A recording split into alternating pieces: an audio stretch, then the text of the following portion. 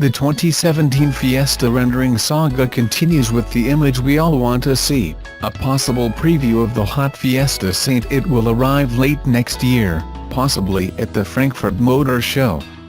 But the question is, will she be a party animal or a bookworm? Ford has had two chances to make the Fiesta RS and failed to do so, meaning the street badge is as high as it's ever going to go.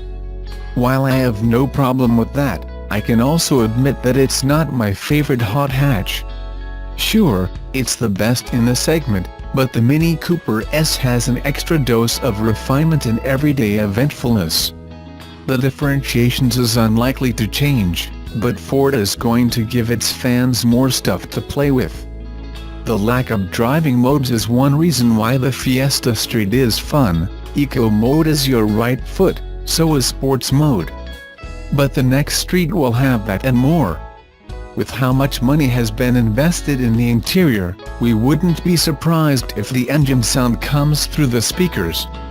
Nobody knows what's under the hood, but according to my hypothesis, it's the 1.5 EcoBoost, not the 1.6. Remember the 150 picoseconds 2-liter from the old Fiesta Street? That one had 140 picoseconds when it came out of the Focus. As for the 1.6 EcoBoost, it originated from the Focus 2, where it makes 182 picoseconds. And since the 2014 midlife facelift, the Focus has been using a 1.5-liter engine to make the same 182 picoseconds.